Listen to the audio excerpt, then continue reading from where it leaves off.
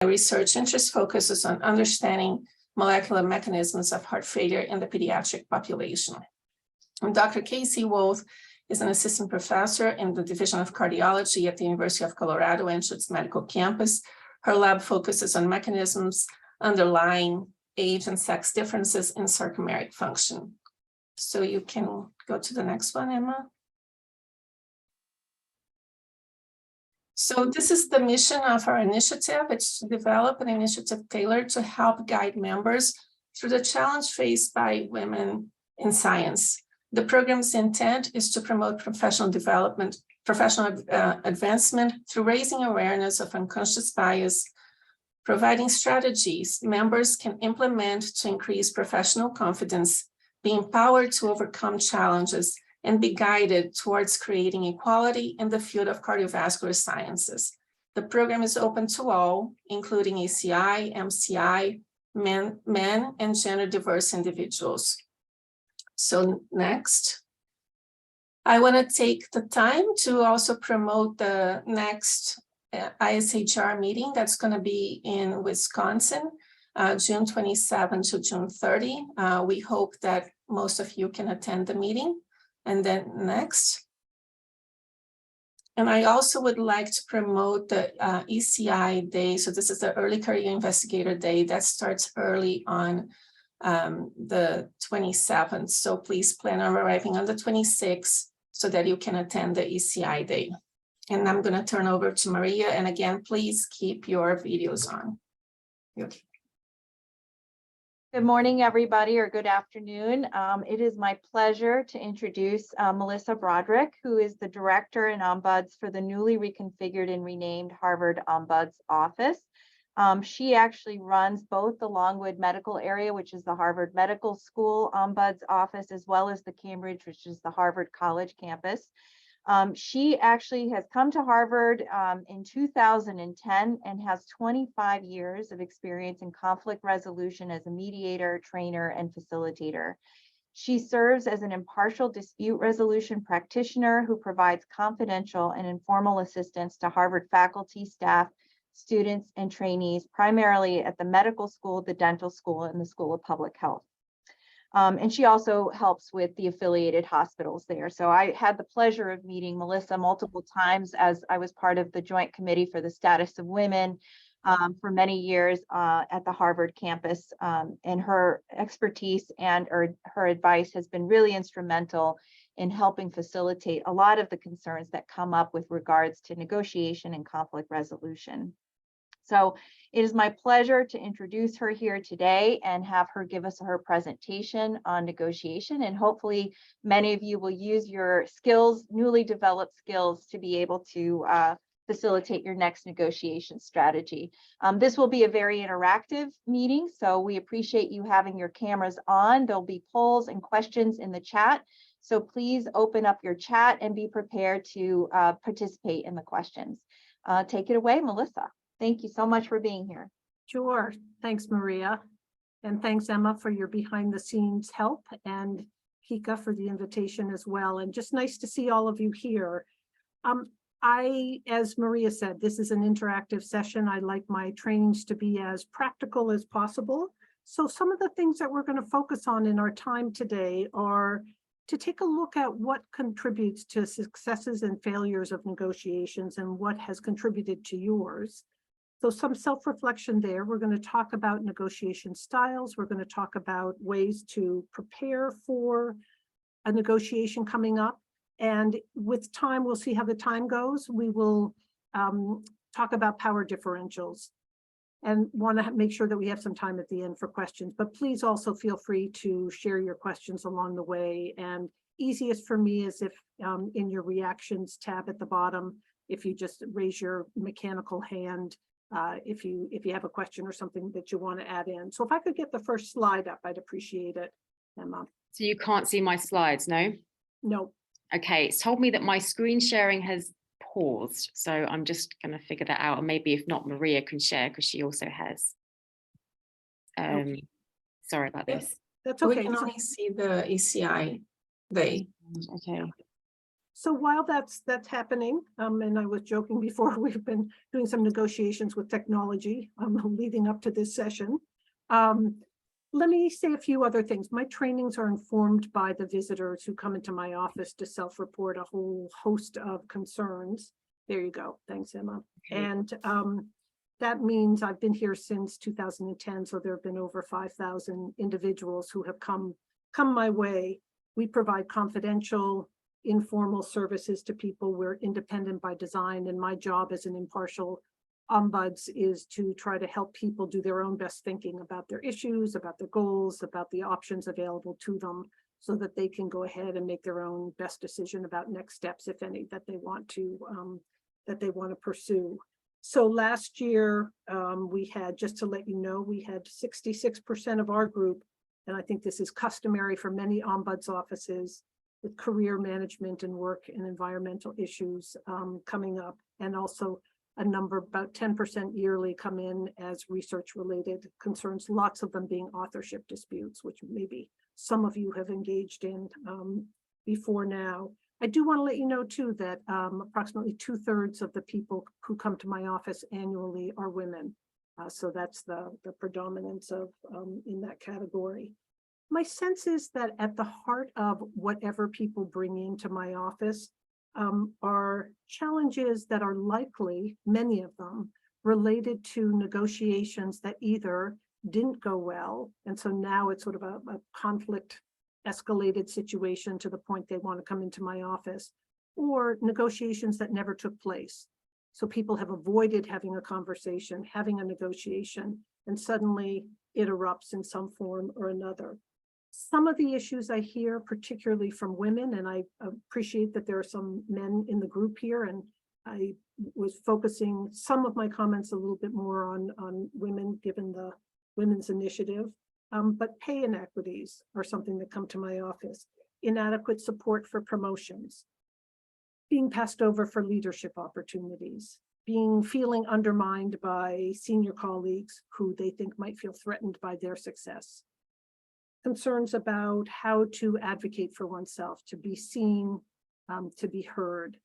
And another common one that we hear is about work-life balance concerns. And that became especially salient during COVID with women coming into my office. So let me give you a definition of negotiation. And I don't know, Emma, if you can make this larger.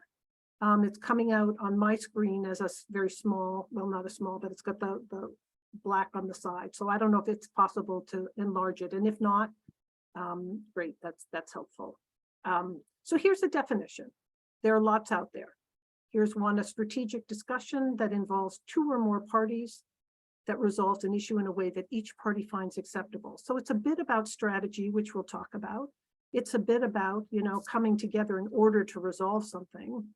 And also, a successful negotiation is one in which there's some acceptability to the outcome by everyone who's involved. So here's next slide, please. Here's a question for you, and I'd like you to just put your comments into the chat. In just a few words, what have you recently had to negotiate at work, either big or small? I just ask you to throw a couple of words in there about what are the things that you find yourselves negotiating, so we can take a look. Space, space. Yep, a big one. A job offer. Yep. Another space, equipment issues. Yep. Salary. Yep, for PhD faculty. Sometimes there are promotion opportunities. Sometimes there are the interpersonal kinds of negotiations that people come to me with, something that's gone wrong in terms of a sense of lack of support or kind of behaviors. So a lot of very concrete things that you are negotiating. Yep, space and facility. So what I want you to do now, just thinking about negotiations, and I want to encourage you to think about them not just with a capital N, like a job negotiation. I think we negotiate every day in lots of little ways, right? It's who's picking up the kids after school, who's making dinner tonight, who's bringing coffee in, those sorts of things. So I think we find our days really full of small negotiations as well as the big ones, and some of the relatively big ones you're mentioning here. So next slide, please. So this is, think of a successful negotiation in which you participated. So anywhere in your life, it can be work, it can be home, it can be out in the community.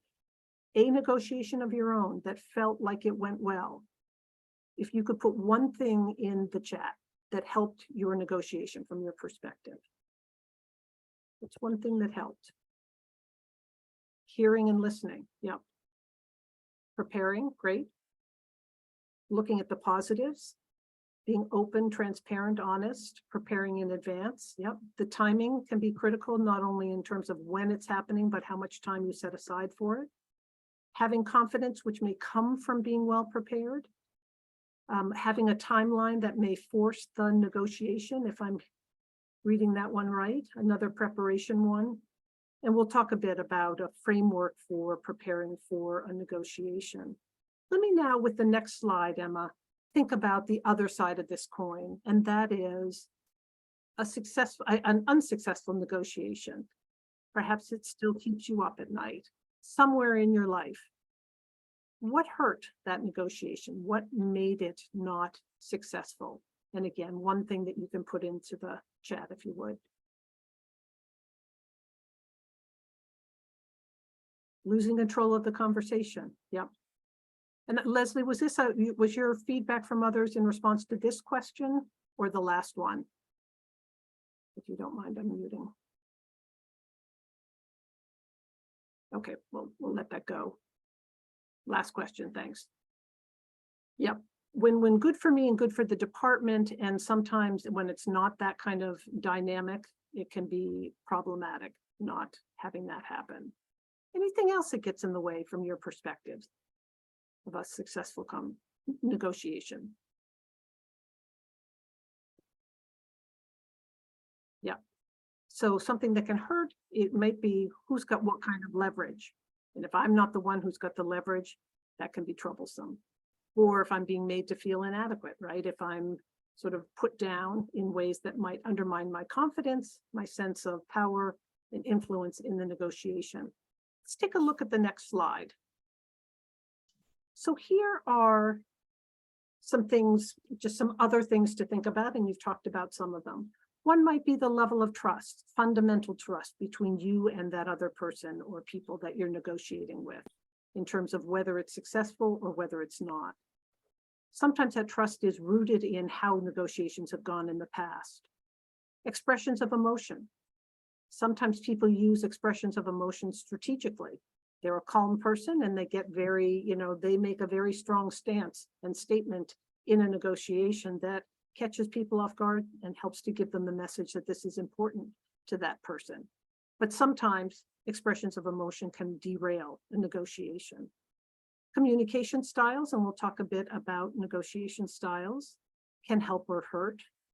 The commitment to the negotiation, I'm just wondering how many of you have been in a negotiation where you felt like the other person really was not invested, right? That they really could care less. That can be tough, and that can undermine the success of a negotiation. Or if there's a real commitment to it, then that's a reason for people to work together carefully and fully to reach an agreement that's acceptable to everyone. Power differentials, pluses and minuses with that. Being prepared, as other people said, that was a big one for all of you in the chat. Thinking about the scope of shared goals. Are we coming together over something that really is important to us both? Or are we really looking to negotiate different things? And there isn't much, if any, of an overlap. And lastly, the history of relationship, which I think ties into the level of trust that may come from the history in negotiations, or more broadly, what's my history with this person? Questions or comments so far? Anything you want to chime in with? Okay. So let's move on to talking about styles. And what I want to do is just put a few things in front of you before I give you a chance to take a short styles survey, just to see how you might lead in your negotiations. So a definition of style: verbal and physical behaviors exhibited when communicating. Sometimes it's under stress, sometimes not. I want to suggest to you that there are 3 different things to think about that I consider to be potential baggage that we might not be aware of going into a negotiation. So one is, there are facts to a negotiation or facts to a situation that bring people to a negotiation. And so one of the impacts on style is how we view, how we understand, how we perceive those facts, because it may be different from other people around the table. Another is, how am I feeling about that other person? You know, what's my assumption about their intentions? Are they friend or are they foe in my eyes, or somewhere in the middle? And the last one is, very often we can get triggered in a negotiation because there's something on the line for us in terms of our sense of identity. I think of myself as a 20-something-year-old buying my first car and negotiating floor mats. And I tell you, you know, what came up for me is I got to stand my ground. I'm a young woman. I'm in my 20s. This is my first big purchase ever. And so all kinds of things came into the, sadly, very aggressive way in which I tried to negotiate those $60 floor mats. So my guess is we may all have some of these experiences. So let me give you a quick example. Let's assume you ask a busy mentor of yours to talk about a new research project. You're very excited about it. They're very busy. You want to talk with them about it, get some guidance. It takes 3 weeks to get on the calendar. And the morning of your meeting, the meeting gets canceled with no explanation. So here's my question for you. How do you interpret those facts? Being, you asked for a meeting, took 3 weeks, canceled at the last minute. And you can throw some ideas in the chat. How might you make meaning of that set of facts?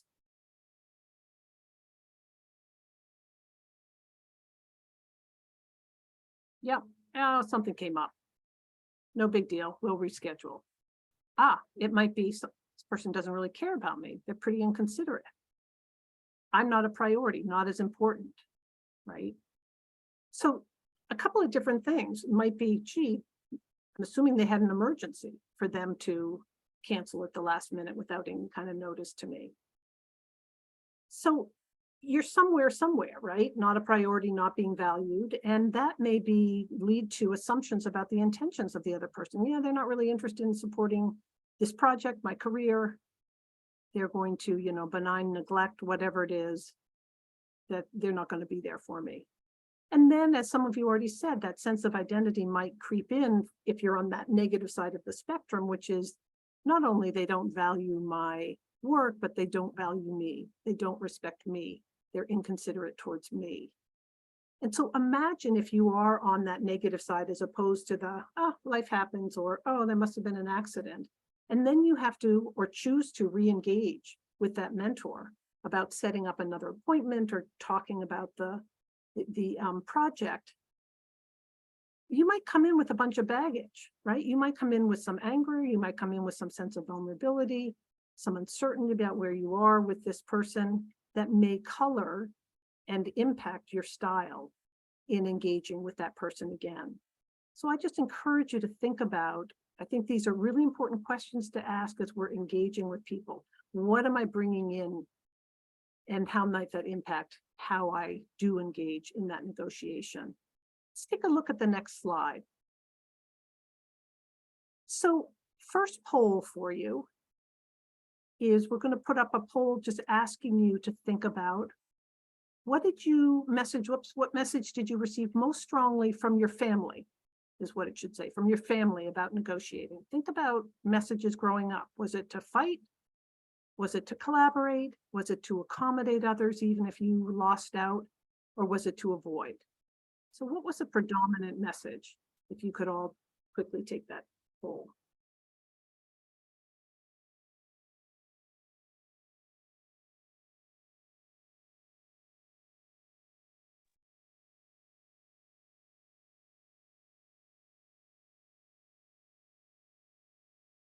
Okay, so let's just take a 20 seconds more.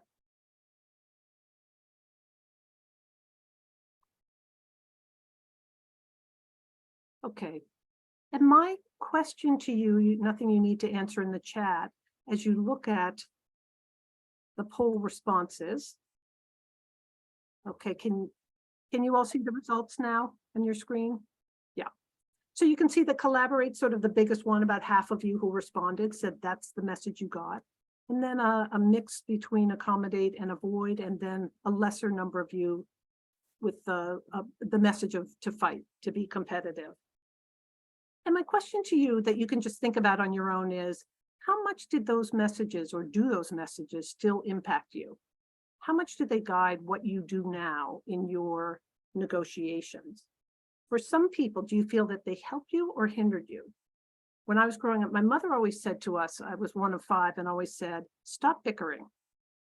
And, you know, that was sort of a message all along. And it was a message that suggested there was a lot of sort of underlying tension, but we never really had full out conversations. And so one of the things, I mean, in some ways for me, it's no surprise that I'm doing what I've been doing for 35 years now, right? Because there was something that didn't quite work about what happened in my family. So for some people, it's like you learn that you want to do things differently. For other people, it's, yeah, this worked for me. Or maybe I'm not even aware, but it's just what I do as a kind of knee-jerk reaction. So let's take a look at the next slide, which is your survey. There's a link in the chat. And what I'm going to ask you to do is to click on that. This is an abbreviated version of something that was designed by Thomas and Kilman, I believe back in the 80s, and it's very much sort of a seminal part of negotiation and conflict resolution in looking at styles. And I think they were aiming to give some language to behaviors that people, styles of people. So once you'll see that there are 20 statements of behaviors, going to ask you to think about someone at work that you might negotiate with on a regular basis, and ask you to think about, because this works for both conflict and negotiation styles, but to think about how you respond to this person, and you get to decide whether it's, you know, frequently down to rarely. So take just 3 minutes. I'm going to ask you, do not belabor this, just what's your gut reaction to the statement in terms of how frequently you engage in this way in negotiations with someone that you at work that you do tend to negotiate with. And when you are done, if you could just put up your hand, that would be helpful.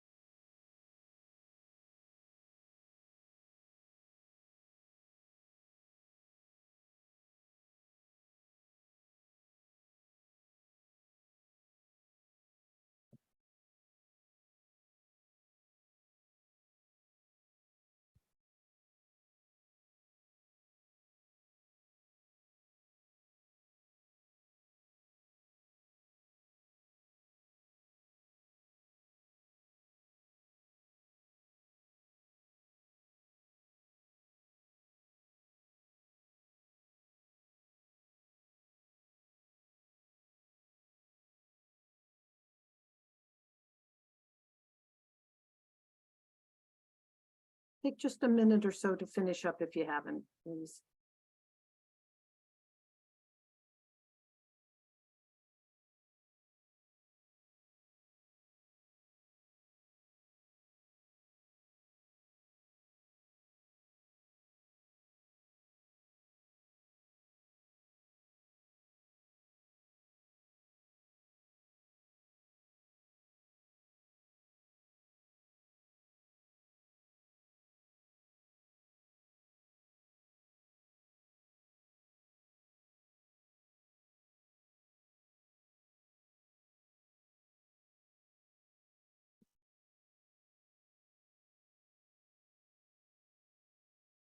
Okay, 30 seconds left for you.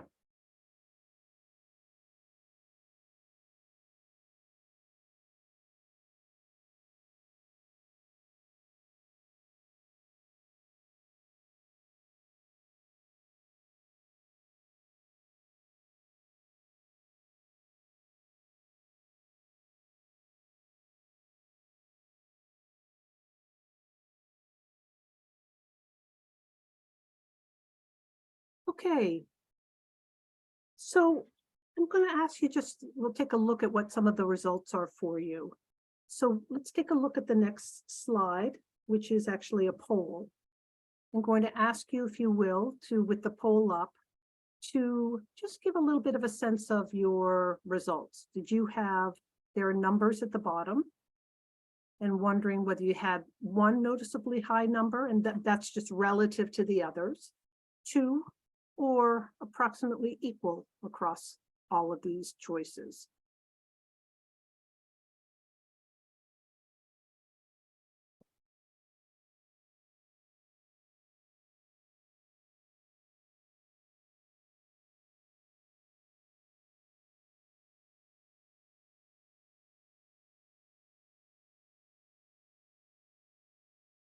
Okay, let's just get the last ones in.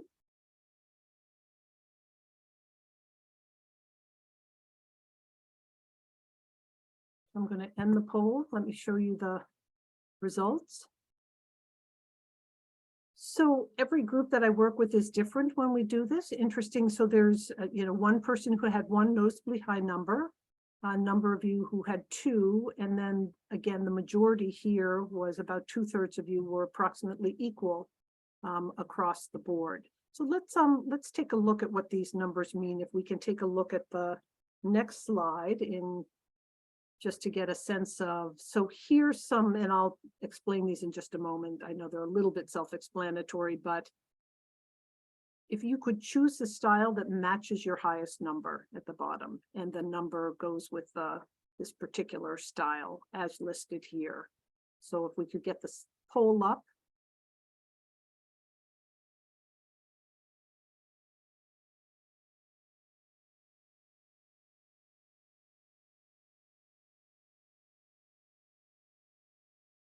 Maria or Emma, are you able to? Thanks, great.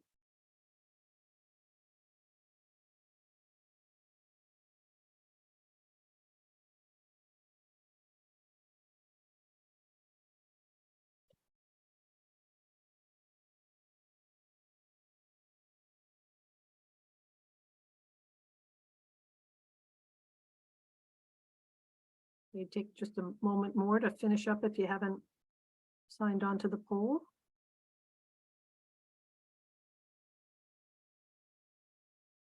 Okay, let me show you the results that have come in. So can you all see the results? Yeah, okay. So as you can see, compromise is in the middle there with half of what you found, and then collaborate, accommodate, a little bit around compete, and no one with avoid.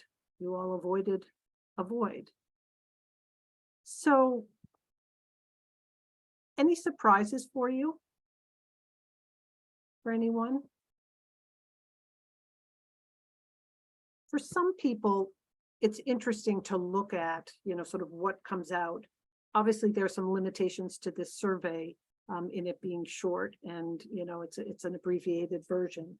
But here's my sense of the benefit of this, and that is Thomas and Kilman, I think, set out to say to people, hey, some of us default to one or two approaches when we engage in negotiations. And yet look at the range, look at all these choices that we have.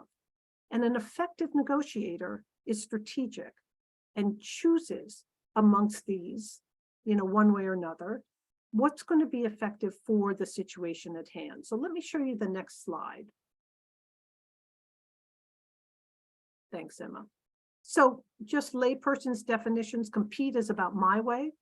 Collaborating is about our way. Compromise is a little different from collaborate. Lots of people put those two together and use them interchangeably. I think of collaborating in negotiation terms as a pie that can expand to meet as many needs as possible around the table of the negotiation. I think of compromise as being, you've got a fixed pie. And some of you spoke to that, there's only so much space. There's only so much money. And so it's a matter of being able to slice up that pie, to be able to trade things. This is of more value to me, so I want it from you. You may have lesser value in that, so you're giving it, and you may ask for something else from me. So it's that halfway. So we've got my way, our way, halfway, accommodating your way, and avoiding no way or the highway. So here are a couple of things that I also want to show you in the next slide, and 2 slides actually. So this is just a way of taking a look at how these approaches fall on the matrix of assertiveness versus cooperativeness. And let me show you the next slide, because I think this is one just for us to be thinking about a little bit. Thinking about being competitive, when it's helpful to be competitive. So often it's when there isn't a lot of time, right? Someone's in an emergency room and something's going wrong and someone needs to step in, and it's not a nice sit around the table and collaborate about what the next step is going to be for this patient. It's something's got to be done. I feel really strongly about it. I'm in charge. Away we go. So compete is about I win, you lose, if you're the one in the emergency room who might have a different idea of what that patient might need. But it's when something feels not negotiable. It might be based on values or principles or the situation at hand being an emergency. Let me ask you, how many of you, just show of hands, those of you on your screens, how many of you know people who are highly competitive? How many of you watch that competitiveness and see it hurting them in certain ways? Any of you note that in terms of reputation, engagement with others? Maybe you're not going to be willing to raise your hand, but no, there you go. Yeah. You know, my sense is that what gets lost, for what gets hindered, if you will, with competitive approaches, if it's all the time, are the relationships. And that's a choice one has in a negotiation. How important is the whatever is at stake in the negotiation, and how important is the relationship? If your relationship is important, you're going to go to collaborate as an approach.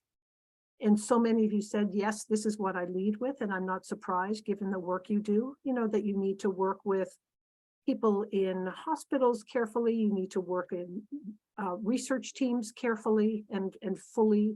And that takes a level of trust. It takes a level of building relationships. It takes a level of really getting at what's important to each of us around this table. What's motivating them, what's important. And we'll talk about that a little bit more in a moment. So collaborating gets to relationships. It takes time, though. I think that's the downside potentially of collaboration if you don't have the time. Compromise, as I said before, it's a little bit in the middle of compete and collaborate. You might not have a lot of time. There's enough trust to do a little bit of this trading back and forth, right? But you need to be aware of what's of value to me, what's of value to the other person, what's of value sort of more objectively for whatever it is that you're negotiating. So you with me so far? Okay. So let me then just raise a couple of other things. Accommodate, clearly it's relationship based. In the chat, thinking about who you most accommodate at work. Can you just throw in the chat when you think about when you and where you accommodate? Who do you accommodate most?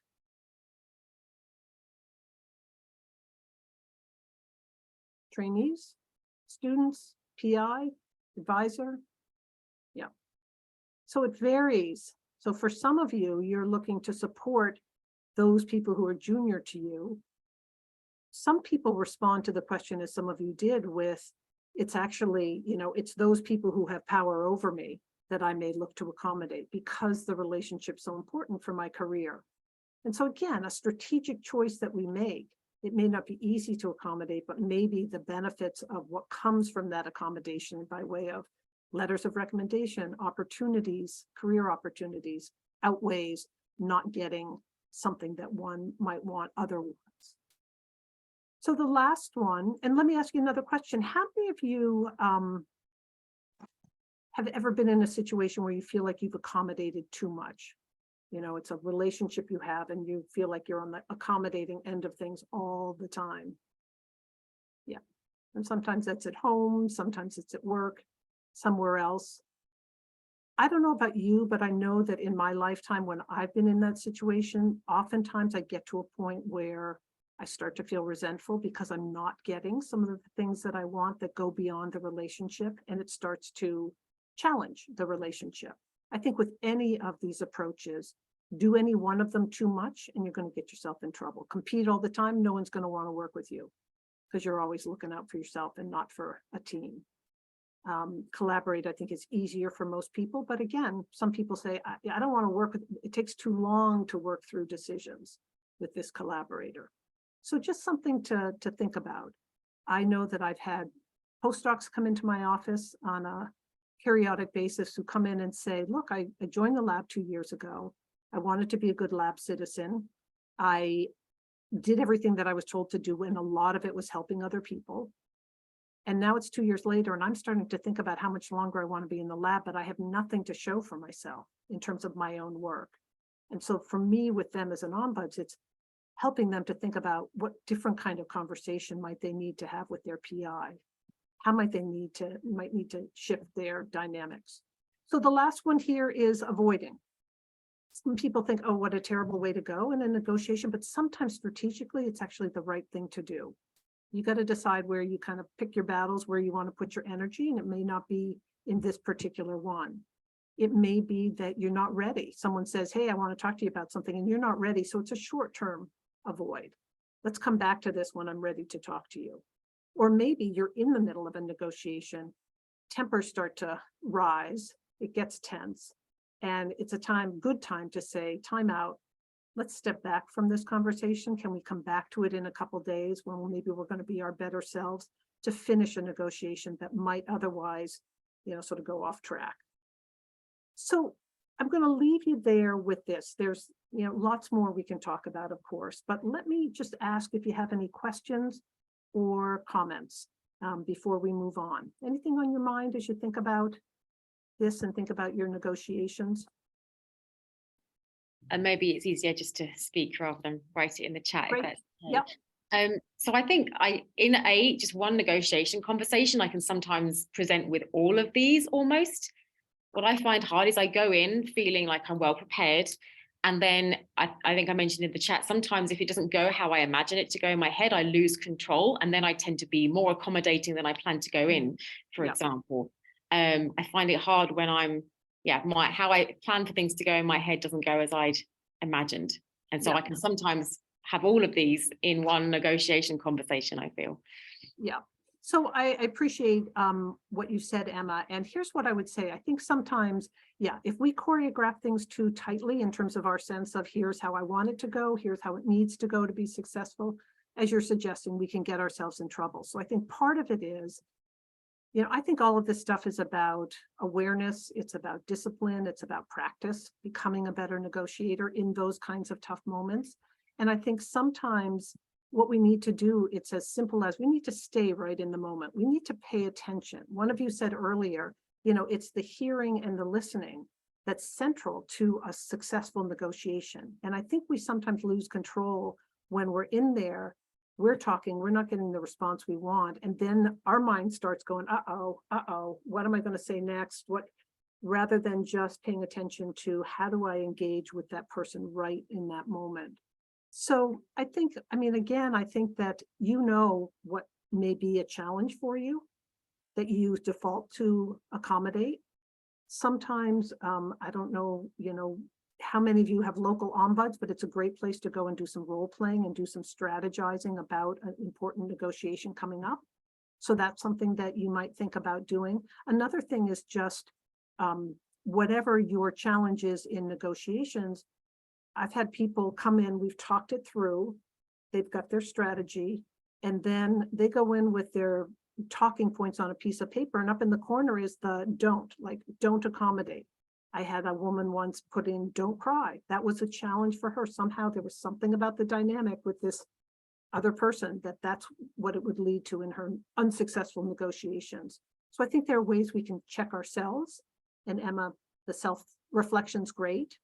There are ways we can practice. I think the last thing I would say to that is, who's on the other side of the table and what do you know about them? Have you had other negotiations with this person where you have found yourself accommodating? then it's a chance again to step back and do some different kind of strategizing.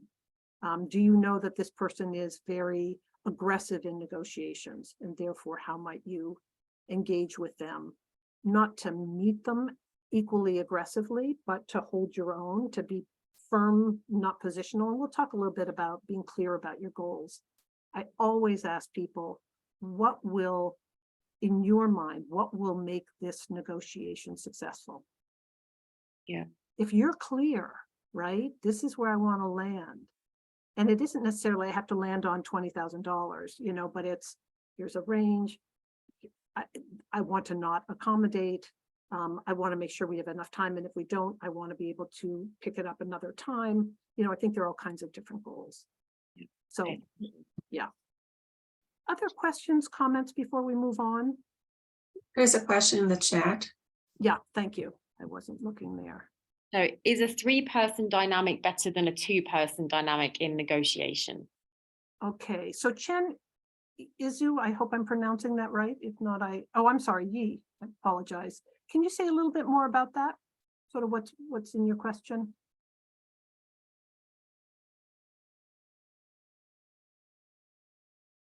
And you're welcome to just Can unmute. you hear me? Yes, yeah, great. Oh, I just wonder because I remember a long time ago when I was a postdoc in NIH, my supervisor had a big lab, 70 plus people. So there was a lot of politics there. Yeah. So once he advised me, he said, if you want to have a meeting, it's better to have 3 people than 2 people because the 2 can lock horns. So I want to hear your perspective, how to arrange that. Yeah, so I think it depends upon what that third person is in there for, right? Ombuds provide facilitation services, so it's a way to sort of have a third person in the mix who is neutral, but is helping those people to not lock horns. So that's one way to use a third person. I think another way sometimes people use more than one person in a negotiation is just to have a louder voice. I have worked with people, I can think of one situation where ultimately there were 15 students who came to me with a concern, and they organized themselves to be able to go to a leader, and that was, and to negotiate some changes. So I think that there are benefits to having a third person or however many other people, but I think one of the things I would encourage is to think about what's the role of that person. Are they your ally or not? I mean, if it's your negotiation, do you want them in there? Are they welcomed by the other person so it doesn't cause stress and tension for that introduction of another person? And you know, how do you frame the conversation to include all of you? So Yi, does that help? Yes, yeah. Sometimes it takes some time to think. So it's good to have a third person there to give us space. Yeah, especially great. for women, you know, our style is, we don't want to be, you know, appear very aggressive, right? So it's good to have some space and from third perspective. And I think, I mean, I would challenge you a little bit about, my hope is that no one would want to appear too aggressive, no matter how they identify themselves. So what I think I hear in that is you want to go into a negotiation in a way that you are going to be well received, that your style is going to invite curiosity, invite engagement, invite an approach that from the other person that will lead to a successful resolution. And that's important. And again, a third person can help with that. And also, as you said, help anyone to kind of catch their breath, think things through in the conversation. Okay, let me move on. I want to talk with you a little bit now about how to prepare for a negotiation. And I'm wondering, just show of hands, how many of you have read or heard of the book Getting to Yes? Any of you?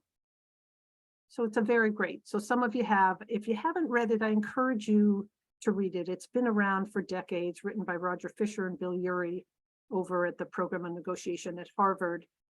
In the law school, and they came up with a framework for thinking about negotiations, what they call principled negotiations, successful negotiations. And they came up with 7 elements, and I really want to focus briefly on 4 of them with you. So, and these are things you can think about before engaging in a negotiation. So one thing is to think about positions and interests. And just to give you a quick definition, then I'm going to go back and give you all an example. So a position answers the question what? It's the demand that someone makes in a negotiation. Look, I need X amount more lab space. That's a position. The interest is why. It answers the question why. It's what motivates people to put the demand in. I need that lab space because I've expanded my team by 4 people in the last year, and we just don't have enough space. So it gives, it gives the underpinning, it gives the understanding of the motivation for asking for what one wants to ask for. Once you get to interests, positions are sort of a starting point, but interests are really where the action is. And once you're able in a negotiation to uncover interest, both be able to express yours and hear from the other person, that can lead to options that are going to be far more responsive than if you didn't have that information. I think of options, the O in options, as coinciding with the O of on the table. These are the things that you can negotiate in your meeting. Okay, so it's what you're doing in that negotiation. And I emphasize that because the next one, BATNA, it stands for Best Alternative to a Negotiated Agreement. And think of the A's in BATNA with the A in away from the table. So basically, a BATNA is something to think about before you go into a negotiation. Do I have another place I can go away from this negotiation to get some of or all of what I want if this negotiation is not successful? So it's where can I walk to, if anywhere? And if you don't have a good BATNA in a negotiation, you're stuck, right? This is your negotiation, you'll do the best you can. But if you know you've got something somewhere else you can go, then you're in a much better position potentially in this negotiation, or just being able to go somewhere else as a second step. Okay, you with me so far in terms of the difference? Options are on the table in the negotiation. BATNA is away from the table. It's what else you can do. And then objective criteria is there any information that you can bring to your negotiation that the other person would say, yeah, okay, yeah, it's objective, it feels fair, it feels legitimate to include this in our conversation. It might be law, industry standards, common principles. The example I often give, and I'll ask all of you to just throw into the chat. Well, let me just ask you, show of hands. How many of you have ever bought or sold a used car? Any of you? Was there some objective criteria that you used to figure out the value of your car before selling or buying it? And if so, what was it? If you could just put it in the chat, or you can Blue Book. Yep. How many of you use Blue Book, Kelly Blue Book, or something like that? Yeah. Sometimes it's other people's opinion, but that's not necessarily objective. That might be subjective, right? So we're talking in this particular case about the objective information that people might be able to bring to a situation. So with that in mind, Fisher and Uri also talk about 3 others at the bottom: relationship, communication, commitment, equally important. I'm not going to go there today for the sake of our time. Emma, is your hand up? Did you have a question? No, okay. So let me go back with an example that I'm going to ask you to think about with me. I'm going to ask you to be my, as I often say, be my 27-headed boss. And I know one of you talked about job salary being an important negotiation. So I walk into your office and I say, I want a raise. Okay, let's take a look at the next poll.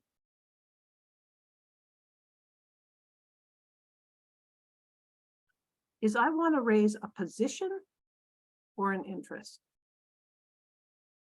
Choose one. This is your quiz.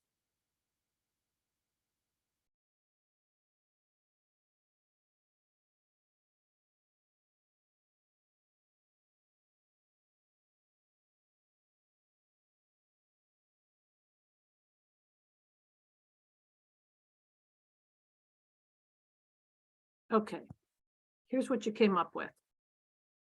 61% said position, 39% said interest. Gold stars go to those of you who said position. Okay, so position, it answers the question, what do I want? I want a raise.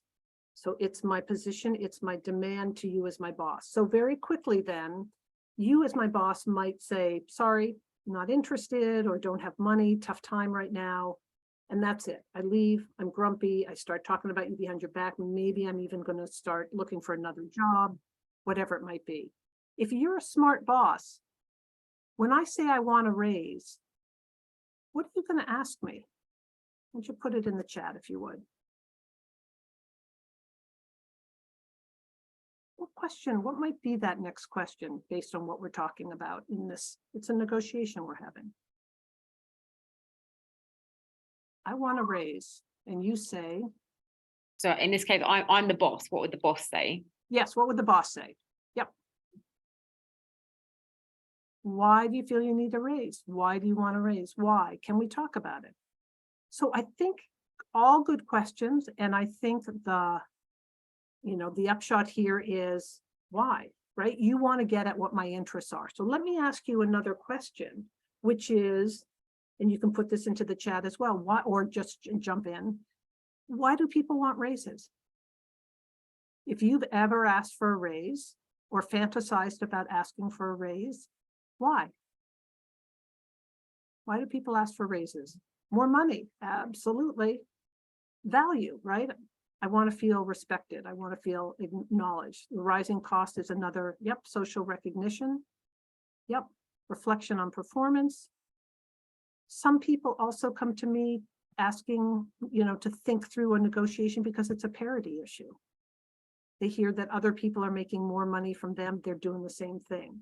So it's a different kind of recognition, but it's that as well. So it might be recognition of value. It might be money because something you need money. It might be parity. It might be you've been given more responsibility. And respect, I think, is underlying so many of these. So let's say I say to you, when you say why, I say, I've been here for 10 years. I've gotten a 17-cent raise. This really is about recognition for me. And let's say you as my boss, still, maybe you don't have money to give me, or again, you're not inclined to do that. This is now moves us to options. What other options? What could you as my boss put on the table in this negotiation to address my interest of recognition? So a recognition opportunity. What might that be, Maria? An award. Yeah. So it might be an award. It might be a plan down the road, like can't do it now. We'll take a look at it in the future. Yep. It might be promotion, and having a new title is going to translate into money. If I ever leave and have a fancier title, that will be helpful for me, right? So there are a number of ways that you might answer to me with some options that make me maybe not fully satisfied, but it's a start. And if I'm a smart negotiator and you haven't given me money, I might say to you, okay, that's great. I really appreciate the new title. I appreciate the award. And I would love to be able to come back to this issue of a raise. Can we talk about when that might be possible and what the criteria might be, right? So it's a sense of taking a look at negotiating on process as well as negotiating on the substance. Okay, making sense to you all? Okay, so I think this is so critical to a successful negotiation. And again, I think this is something you can ask yourself these questions all the way through. So here's the next thing, which is BATNA. Let's say, we're not having a good negotiation, or better yet, I'm preparing in advance. What would be the ideal BATNA in a situation when someone wants a raise? A walk away too. If you don't give me a raise, what would be my best BATNA, my best alternative, another position? Yep. And you can use that BATNA in a couple of different ways. Just have it in your back pocket. Know that if this doesn't work out as we're talking, then sorry, I switched it around, but I would think about taking that other position, or maybe I use it actively. In the negotiation, I say, I would love to stay here, but I have another job offer down the road and would like to take that, and will take that, but I'd really like to stay. And I'm wondering, based on that, my BATNA, are you willing to offer me anything? You have to make sure it's a BATNA. If you're going to make it visible, you have to make sure it's something, or not visible, that it's of value to you. If it's another job, but it's, you know, halfway across the world and you have no interest in going, it's not really a strong BATNA. So you've got to assess, and you have to be willing to walk away. Yeah. Can I ask a quick Yeah, question? Emma, yeah, thanks.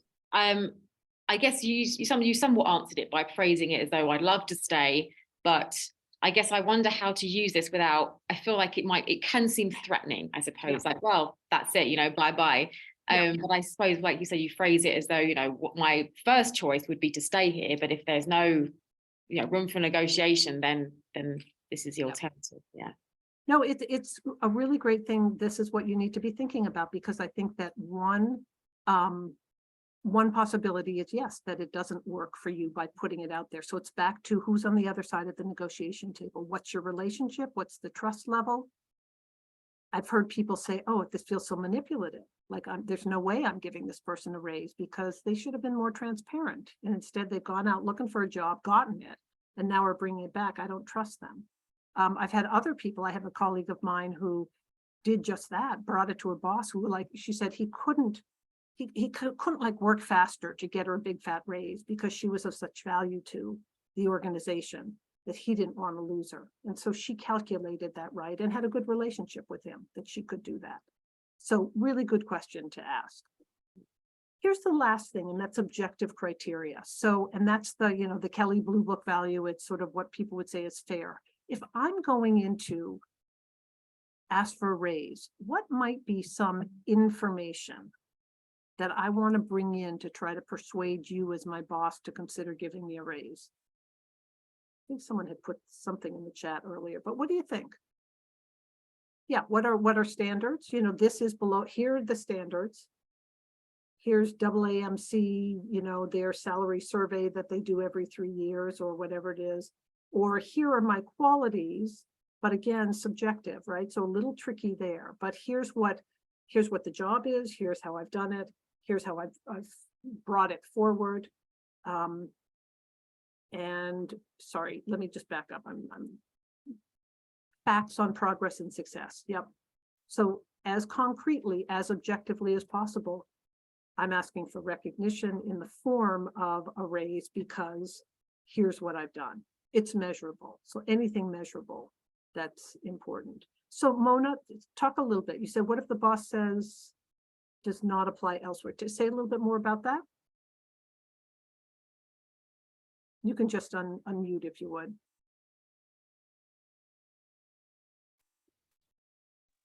Hi, do you hear me? Yep, thanks. Yeah, thank you so much. Yeah, I have been in this situation for a while. I mean, with different bosses, of course. So they do not want to lose you, but they cannot offer you, but they don't want you to also apply elsewhere. So what would you recommend in this situation? Of course, if you get, they know that if you get another position, you would leave, but they don't want you to leave. Well, I think it's, you know, it's a little bit back to Emma. How do you say it in a way that isn't threatening, but at the same time, that may be the reality for you. And sometimes in negotiations, we have to take risks, right? And again, if you've got that BATNA, if you've got a place to go, then, and you want, you know, if that's, you're open to it, then maybe the risk factor isn't as great. And so you're willing to put it out there because somewhere you know that they really don't want to lose you. And so part of it, I think, is also thinking about, if it's just about salary, that's one thing, but you may, I think a good negotiator, when possible, comes in with a variety of options. You know, here are 4 things I'm looking for in, and you put them out there. And you have a sense of what's the most, what kind of the priority order of those for you. And that may help you to get enough of what you want to stay, and for that person, your boss, to give you enough in order to have you stay without giving everything away. But again, I think all of these are such personal issues and personal choices that people make, but thinking them through is critical. And one of the things you put in was, women's pay lower than men, equity issue, absolutely, absolutely. And it's not an easy one, right? Because it's a systemic issue. It's a societal issue. And so part of it is, and I did have a woman come to my office once, and she had captured from other people information. Again, the objective criteria was what helped, that she was able to say, here's the salary of these other two workers who are male, who have shared their salaries with me. This doesn't match. And she was successful because her boss said, you know what? You caught me. I kind of knew about this. I knew I should have done something about it. I haven't. I will do something about it now. That's not always going to happen, but someone mentioned also in the chat about lab space. I had someone who, got in there with their, did the measurements, brought them forward. I think the other thing you need to think about is, who are your allies? Who should you be negotiating with? If you have a boss who's not supportive of you, you have some choices about, are there other allies if that conversation doesn't go well? Do you take it up to a department chair and present it as an equity issue? Do you take it to someone who might be a good friend of your boss, who can help, that you trust, to have a confidential conversation with, to be able to think through, can they be influential? Can they help you better, be better coached to continue to engage around this one? So just some thoughts for you. Let me check in on time. It's about 10 past. We've got till 1:30. I can do a very quick overview of power differentials. I'd like to just put it in front of you, but we won't be able to go into it in a lot of detail. Or we can just open it up for questions for the next 20 minutes. So can you give me some sense in the chat, if you're so inclined, of what you would like to do? Power differential, says someone. Power. Anyone else want to vote? Otherwise, we're going with power. Okay. All right, let's do that for a little bit. I'm still hoping we'll have some time for some questions. So next slide, please. So I'm going to fast forward this a little bit. So one of the questions is, what kinds of power are out there in the world, in the workplace? And some people will respond with, they see it exhibited through money, through age, through physical attributes, through gender, through skills, through values, through language, strength, intelligence, status. There are all kinds, as we all know, all kinds of power that show themselves. And I'm guessing that, there are some that you feel you have, things that you observe in others, things that you exhibit or experience coming your way. Let's take a look at the next slide. I want to highlight a handful of ones that I like this list here, which came from Sharon Lauby, who's doing some research on this. And she highlighted 7 in the workplace environment. One being the who you know, the kind of connective power. I'm wondering, just show of hands, how many of you have ever used someone else's connective power to get a door open for a position, an opportunity? Any of you? I know that I did when I was coming to this position. Yeah. So it's a common way, it's the networking, right? Who do you know? Who can put you in touch with? Who's going to pay attention to your resume because you know someone else, even if they don't know, if the person looking at the resume doesn't know you. So that's one.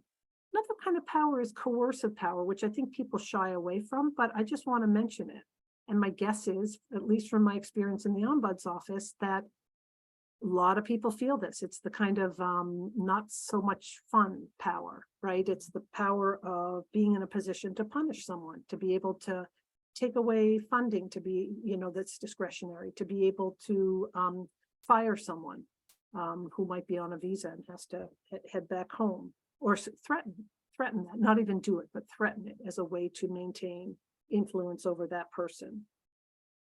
Another one is the flip side of that, the rewarding power, the person who may have opportunities, may have money, may have any number of things that they can actually bestow upon you, right? Maybe they're the ones who make decisions about space or about equipment. So they may have that kind of rewarding power. Another one is expert power. Is there a kind of expertise, an acclaimed skill, a kind of accomplishment that stands someone above others or apart from others in their reputation, and that gives them power? It might be someone, you know, a Nobel Prize winner, to use an extreme example. Informational power is a little bit more kind of low key. It's and I think of it as not having anything to do with kind of hierarchy or prestige. I have had people come into my office saying they are so frustrated in trying to get in to see a boss, a superior, because that person has an administrative assistant who kind of keeps the schedule, knows who their boss does and doesn't want to see. So they have a lot of power, informational power, in knowing that and in being able to keep people at bay, including people who come into my office. Two others. Legitimate power is just that. It's the position held. It's the tenured professor. It's the CEO. It's the, you know, the chair. It's the PI. And then referent power, I'd like to think of as being charisma power. It's the power that comes from people being well liked and respected, right? It's people are willing to do things for them because they have that kind of a stature in the connections and in the relationships that they have with people.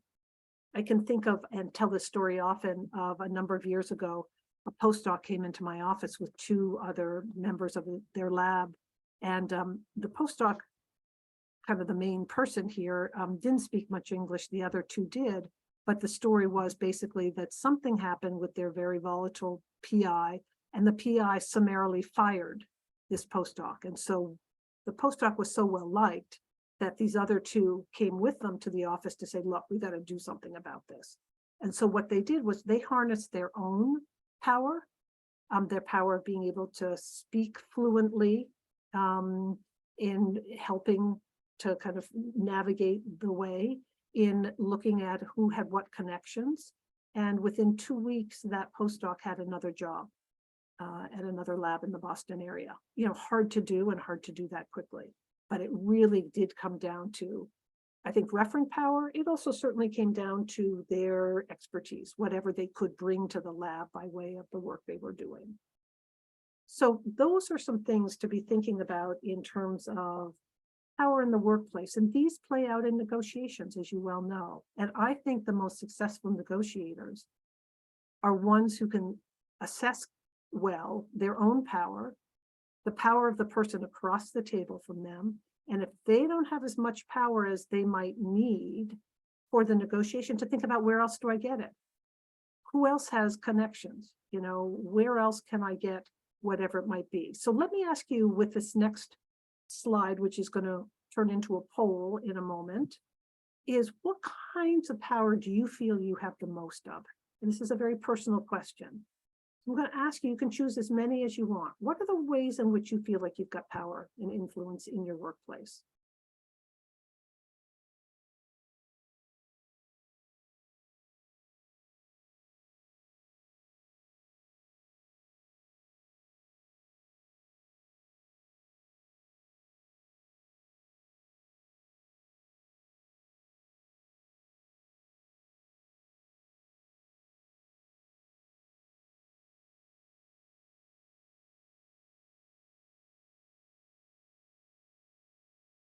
Okay, for the sake of time, I'm gonna end the poll here. I know not all of you have weighed in, and show it to you. So a real range, and interesting that none of you chose coercive. I want to tell you a very quick story about, because people think, oh, I don't have that kind of power, or maybe I don't want to use that kind of power. But a quick example for you is I worked with a postdoc very specific situation, but she was super upset about how authorship credit was being designated. And in fact, I think she was not even being included on the paper. Her PI really didn't want to engage with her about it. Because she was in the process of leaving the lab, because she was getting into industry, if I'm remembering correctly, she thought she had, and she didn't have a lot to lose by going directly to the journal. Things had been actually submitted, right? But her name wasn't anywhere. And as you may know from your own experiences, a journal in that situation will say, time out, we're not dealing with this. This is your issue, not ours. So when you're ready, when you've got this sorted out, come back to us. She forced the conversation with the PI that the PI wasn't willing to have before. And as a result, was able to get some kind of credit on the paper after talking through what she felt her contributions were. So she didn't have status, right? But she had that coercive kind of power that allowed her to take a step under very particular circumstances. And obviously there are risks, but fewer risks for her because she was getting out of academia. She wasn't going to need to engage with this person further. So let's take a look at the next question, which is the other side of this poll very quickly. And that is, what do you feel you have the least of? If we can get the poll up.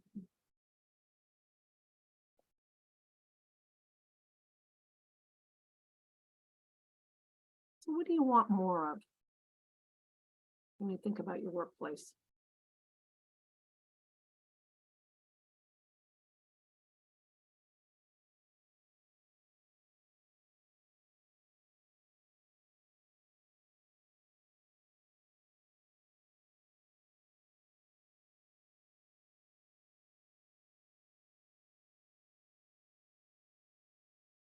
Okay, I'm going to just call it there. So a real range, and obviously this is a very personal kind of question in terms of what you have, what you don't have and want.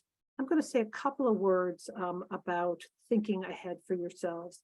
I think it's really important for you to constantly be thinking about, not constantly, but to think periodically about, how am I doing in this area or these areas, and what else might I need to do? I think if you don't feel like or if you feel like you want more connecting power, I encourage you to ask yourself, who are my allies now? Are there other relationships that I can deliberately foster for my career? Mentors, collaborators, people of influence. And that's a question, a personal question, but I encourage you to think about that. Coercive power is, it's a tough one, and I'm not quite sure how to tell you how to go about it, except to see are you in a situation where there's a way where you might choose to go above your boss to the next person, right? That can feel like coercive power may be necessary in certain situations. It certainly has been, as I've worked with people, in them successfully ultimately negotiating a situation, even again, recognizing that there may be some risk, so having to weigh that out. The kind of rewarding power is, what do you have that's of value? Do you have opportunities, for example, for people to collaborate with you? Do you have data to share that you're willing to share? What do you have that can help you to be effective? Expert power, for some people it's, yeah, I've never gotten around to taking this course or to learning about that, how to run that equipment, whatever it might be. Is there something that's cutting edge that you can do, or something that's going to fill out your CV and your abilities? And to be thinking about not putting those off, but actually doing those, because those will give you some power. I've seen people have a lot of power in small labs where there's one person who knows how to use the equipment. Everyone needs to come to that person for help with that. Informational power, is just a fundamental question. What are you missing in a certain situation if you're negotiating? How do you get it? And I think legitimate power is oftentimes about, are there leadership roles that I want to take on that will provide me with some visibility? Have I been holding off on asking for my promotion? Is it time to do that? I had someone who they could have gotten promoted 10 years ago. They didn't really need it, and suddenly they needed it. And so it was a scramble for them because they needed it in order to be influential in negotiations coming up. So, how to make that happen. So let me show you the last two slides and then see if we've got a couple minutes for questions. And questions may come with this last section of talking about power or others. So next slide, please.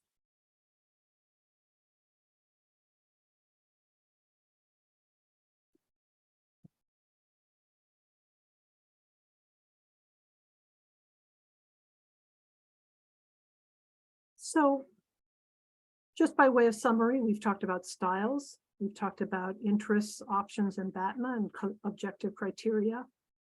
We've talked a little bit about power dynamics.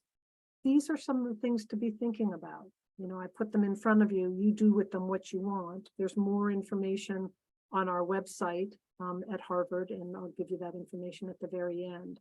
But some different angles to be thinking about for negotiations.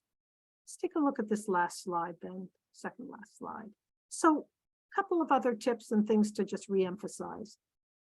Be clear about your goals going into a negotiation. What are you looking for and why? What would a successful negotiation look like to you? Also, set the stage for success by thinking about, is this a negotiation that it's best done in person? Can I do it by Zoom? What would it mean to do it by email or phone? So thinking about how are we going to communicate? Think about how much time is needed for the negotiation and think about when you might have it. I've had people come in and say to me, you know, the person I want to negotiate with, they're really grumpy in the morning, just every morning. You know, about 11 o'clock, they kind of come around after their 3 cups of coffee. So it's like, okay, so you may want to think about having this negotiation in the afternoon. Preparation, hopefully I've given you some things to think about with the Getting to Yes framework. And again, encourage you to take a look at that book if you haven't. And as someone said early on, you know, being prepared helps with confidence. That attitude, that what you share and show non-verbally can make a difference in a negotiation. Be curious and listen. We didn't focus on that. I do workshops just on some of those basic skills. Rather than being in your head and thinking about what am I going to say next? What am I going to say next? Is what can you learn in your negotiation? You don't know their interests? Ask and then listen carefully and base whatever comes next from you on what may be some really valuable information. Keep staying focused on your goals. You will have some people, and maybe you already have this experience, where they strategically are going to try to pull you off base. They don't want to have this negotiation with you. They're sort of doing it. And so they'll go over here and over here and over here. You can't control them, but you can control yourself and you can bring it back. You can say, oh, very interesting, blah, blah, blah, summarize that, and then say, and I'd like to get back to the point we were just talking about. Again, I know it can be hard, especially when you're with your superiors, but you owe it to yourself to have the conversation you want to have in your negotiation. And so staying with your goals can be a really important part of that. If you reach an agreement in a negotiation, summarize it in the moment. Do I have it right? And then summarize it in some kind of documented way. It can be as informal and simple as sending an email to that person saying, thanks so much. Really appreciated talking things through. Here's my sense of where we landed. Boom, boom, boom, boom, boom. If you have any other, you know, if I've misunderstood anything or missed anything, please let me know. So you've got it, you captured it. And then the follow-up, because I hear about this in my office a lot too, is follow up. If there are things that you have agreed to in your negotiation that you're going to do, I hear from more people than I would like to coming in saying, well, we had this, you know, my boss, my collaborator said they were going to do this and they haven't. And it's like 2 months later and I've nagged them 3 times. And so then the negotiation just crumbles and the relationship is strained. And it puts, you know, it makes things difficult all around. So that follow-up is important too. And last slide, please. So this is just information about my office, just an invitation to any of you if you have follow-up questions. There's also our website is on there if you want to see. We've got a kind of a library of some resources in various areas. So happy to have you access those. So let me just ask, I know we just have a handful of minutes left, and I've appreciated the questions along the way. Anything else on your minds? Anything that you'd like to raise before we jump off? do you have any sense of, with experience in this, I feel like I would like to give the person notice. If I'm going to have a negotiation conversation, I don't want to spring it on them. I feel like that may not result in the most productive of meetings. And if someone springs something on me, sometimes, you haven't had time to process it. So that's what I generally try to do. In your experience, do you think that's the best thing, or do people normally get better outcomes if someone is maybe caught slightly more off guard? I think it's one of those it depends answers. You know who that person is, you know your history with them, you know what their style is on being caught off guard versus being prepared. I think sometimes it's finding, I know that some people feel like if I tell them too much, they're going to come in sort of ready to knock me down, right? And so sometimes what I work with people on is just how much information do you need to share in order to kind of put them on notice. I think you said, help them to know what you're coming in for. It may be as simple as, I'd like to come in and have a career conversation with you, right? Because they're concerned about their promotion being slowed down and think this person could do something about it. So they don't want to get into all of the here's why, but they want to give some kind of overarching. So again, I think it's part of it is, your strategic thinking about who are you talking with and how much do you think they need, but also being protective. What are your interests here? Yeah. Thank you. Yeah. Anything else? Other questions or comments? So I think it's a question and a comment.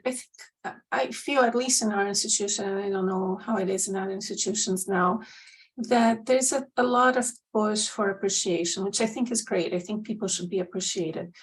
But I feel like they are using appreciation as a way to justify not raising salaries, just saying things like, if people are appreciated, they may not need an increase in salary, because the appreciation component of it is taking a more important aspect of people's happiness.